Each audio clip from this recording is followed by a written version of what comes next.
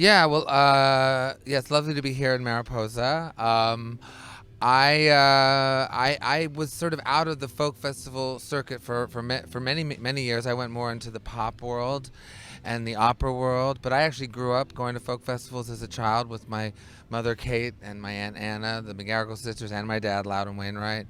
So this time around, where I've put out a folk record, Folkocracy, and so we focused more on folk festivals, and yeah, so we did Winnipeg the other day, and now we're in Mariposa. We're going to Cambridge in England soon. Yeah, so it's definitely a very what is it? There's a lot of memories, a lot of kind of deep feelings of familiarity that I'm experiencing, which is a lovely, lovely, lovely feeling. Not a lot has changed. It is different somewhat. It's a little more, rock and roll than when I was a kid. But maybe I didn't know that was happening. I wasn't allowed to go to those shows, so it's yeah, it feels very full circle, shall we say? I thought it must feel like coming home a little bit. Totally. No, it totally feels like coming home. And it's actually lovely because my sister Martha was here the other day. And, my dad was at another folk festival in Winnipeg. So it's, yeah, we're all still plugging it. And, what's also nice about the vibe at these festivals that, you often ask other performers to sing with you if you're in the same vicinity. So, Leslie Feist is going to join me for a song. And I think also Judy Collins is going to come up on something. So it's yeah, it's that community love, which is great. Yeah, I just chatted with Judy Collins, and she said, yeah, people think these festivals are about the music. It's not. It's about seeing old friends. Yeah. No, that's very true. It is that is a big contingent, and but also I think enjoying a jump in the lake is nice too. I want to talk to you about your album, Folklore. It's absolutely stunning. Thank When I you. listened to it, I was wondering, I was imagining you're probably going to be performing some of the tracks tonight in Yeah. your set. But I also wondered, when you've had such broad journeys through different kinds of music, opera and pop and all kinds of genre, why now? Was it like in your life? Why was it the right time for you in your personal life to kind of come back to do a folk album? Well, it all was the reason I'm doing a folk album now is totally by chance.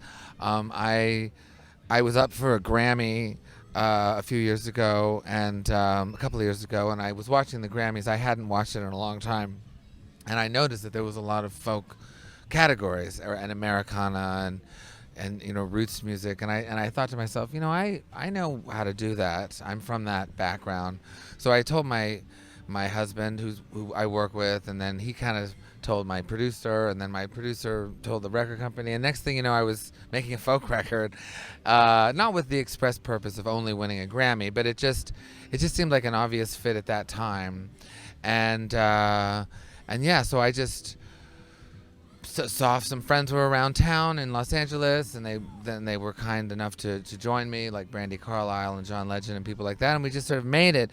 Then all of a sudden, it kind of comes out in the year that I'm turning 50. I'm turning 50 this year in a few weeks, and also it's the 20th anniversary of my first record, recently. So there's this kind of odd.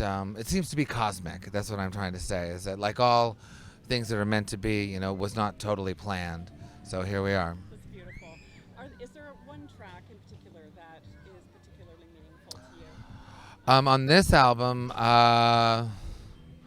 well, Wild Mountain Time, which is the final track on the album, is meaningful because it's though my mother Kate McGarrigle is sadly no longer with us, she left us her banjo. So we were able to put the banjo on the track. So my Haim Tannenbaum is playing the banjo, and we based it actually on a Judy Collins version, and it's exciting because I think tonight I'm gonna have Judy come join us on that song. So that means a lot, that track. I also love singing Shenandoah. It's a folk festival. They're all drowning. Sorry, I know. I think they're okay. Or they'll be quiet then. But yeah. So I love singing Shenandoah. It's sort of like an operatic moment, which me being an opera fan is always important. And your voice can handle it. When I heard that track, I was like, wow, like Yeah. you can really, your voice. Yeah, I is can so dig into that you one, can which is totally dig nice. it out. Yeah, yeah. So you have two secret albums. What's a secret album?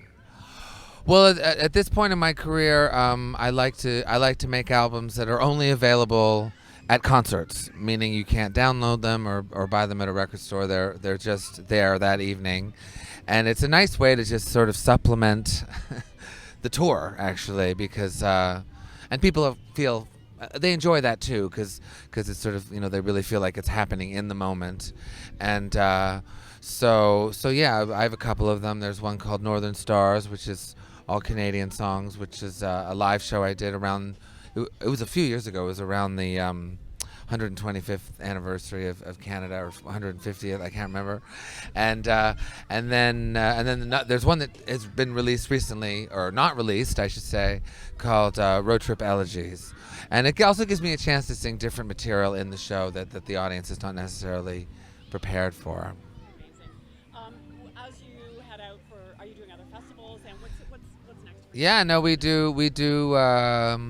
Well, first there's a big show for my 50th birthday in a few days in Montauk on July 13th, and that'll be fun. We have Jimmy Fallon is coming to sing with me, and also Laurie Anderson, which is kind of an interesting, and the whole family and a bunch of friends and stuff. And so we're gonna do that at the Montauk Lighthouse, and then after that I go do other festivals. I'm doing the Cambridge Festival and so forth in Europe. I had one last question about growing up in such a musical family. I'm sure you've been asked this a million times, but I'm just curious. When you are surrounded by musicians and artists and singers, how do you find your own voice? Well, in my family, I think my family is actually, in terms of finding your own voice and being brought up in a family such as mine, a musical family, we are a pretty good example of how to do that. Because whether it's my music or my sister Martha or my sister Lucy or my dad or my mom, it is important to really carve out a unique sound and or totally blend in. I think it's either or, because if you're kind of in between, it doesn't really show. So yeah, I think you really have to go on a very unique journey, which I did, and certainly when I discovered opera, and I think Martha and Lucy did as well when they discovered their respective dagger of music. Do you ask each other about taking a chance like that? Like when you're thinking, I think I want to try opera. Do you like check with your fit? No. We don't. It's funny. We love singing together, and we love, whether it's the Christmas shows that we do a lot, or singing on each other's records. We make music together. But in terms of actually discussing stuff and making decisions, we're actually a little bit tight-lipped. I think we like to kind of ambush each other with those kinds of things. Is there any competitiveness? Oh yeah, total. But it's not like competitive in the sense that you want to like defeat them, but you definitely want to challenge. We like to challenge each other musically and really make it interesting for the audience. In the sense of like we had Loudon on in Winnipeg, and he came up and totally tried to steal the show. Almost did, but we got him off. That's amazing. That's great. Thank you so much. Thank you. Fantastic.